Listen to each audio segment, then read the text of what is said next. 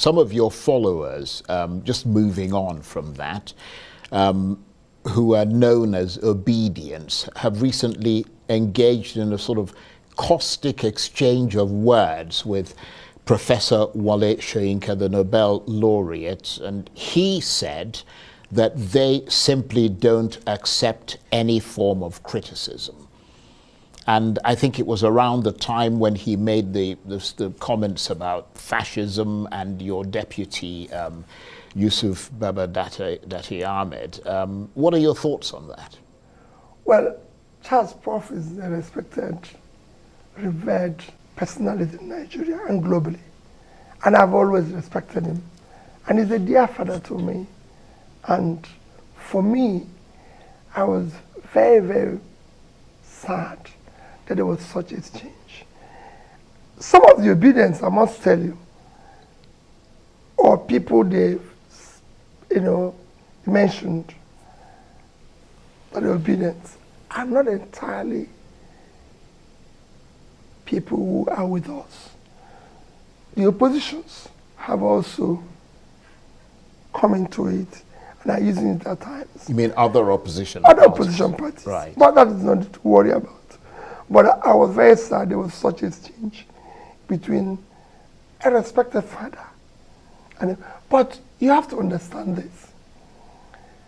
These young people are people who have been so deprived by supposedly a system that is supposed to care for them. They've been pushed to the wall. Even me, Charles, the way they even react when I say things. But I could see their pain. I could feel it. Because I live in the same system, Charles, that they are living in. I said it in Enugu 2 days ago. I said, listen, I lived in this town. I went to JL in Enugu as a student, University of Nigeria, Nsukka, and paid 2,600 and something naira for a Volkswagen car. And within 2 years, Umano Motors in Nsukka sold a 505 to me at 2,700 naira, sorry, at 6,800 and something naira in the same country. I remember Ozumano telling me that they have too many orders from so many lecturers, so my own will be delayed. If you go and see people like Professor Wala, my lecturer then, they are driving new cars. It's some society where we lived, everything was working. All of a sudden, these young fellows now live in what you can consider a war situation. So at times, there's issues. I will make my own comment in it that Prof remains a revered father. And I'll keep respecting him for that. And of course, the young Obidients, I feel for them. I wish we can see what they're saying. I wish we can feel what they're feeling. The pain, chance I go around these young people, there's nothing the society is offering them. Well, it's not just the even when they try to do it on their own. Yeah. This is a place where you're moving around with laptop. You are arrested. And labels all sorts of names. This is a place where people are thrown into jail for even making comments. These are places where people, all sorts of things are meted on these people. When people who have stolen billions of country's money, done worse things, are moving around, being celebrated, being used as an example to them.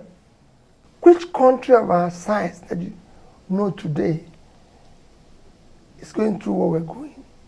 We have almost 40% unemployment and 65% youth unemployment. When you talk about 1 to 3 million people being grouped as multidimensional poor, huge percentage of these are young people in their productive age doing nothing without knowing where the next meal will come from. And nobody cares about them.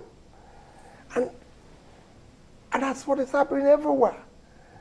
And again, if I try to say something, you will even see where I said, I will start fighting poverty from the north. And people say, oh no, he's insulting people from the north. Even when Nigerian Bureau of Statistics said that out of this 133 million people, 86 million is from the north. And I say that's where we have vast or cultivated land, and I believe that we can make more money from agriculture than we're making from oil. And the only way to put this people out of poverty is to invest in these resources and invest in them and everything. So for me, I feel for them. You start the basic thing is agriculture, and you move it into manufacturing and into exports.